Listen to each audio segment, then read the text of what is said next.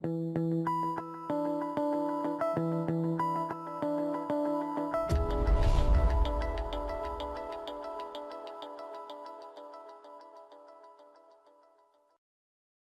guys, this is Alexander Fitzgerald or Assassinato, doing another video reviewing my Scoop $500 hand history, just getting the premium hand histories for you guys, getting the stuff that I think is really going to teach you.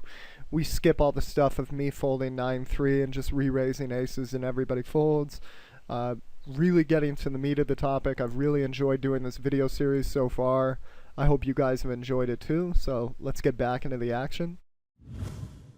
Now in this hand, I opened under the gun and Ice Venom, a pretty good player I've played with before, calls. I don't know too much about him. I do know when I've played with him, he hasn't been easy to play against. And we flop and open it at straight draw. So he checks to us, and I don't really see any reason to do anything out of the ordinary beyond just a C-bet. His C-bet is 53%. That's getting to honest.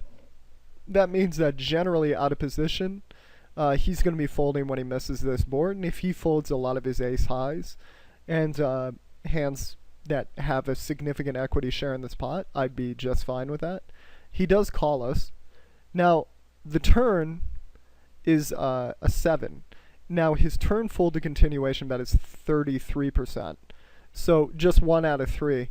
And first ask yourself, do you want to double barrel here or check back?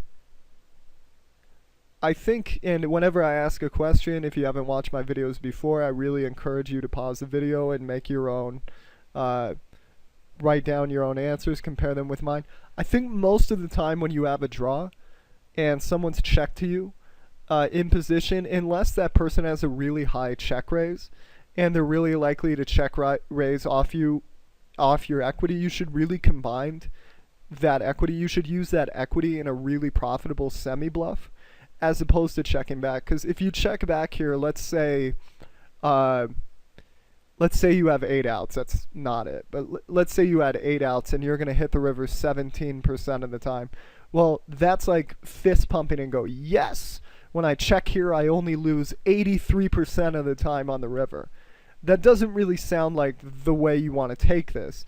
However, if you bet half the pot, and your bet as a pure bluff needs to work 33% of the time, but your opponent would have check raised all really good hands on the flop, and so on the turn they're only calling or folding, then you have an additional 17% of a free roll. So your bet needs to work less than 1 time out of 5.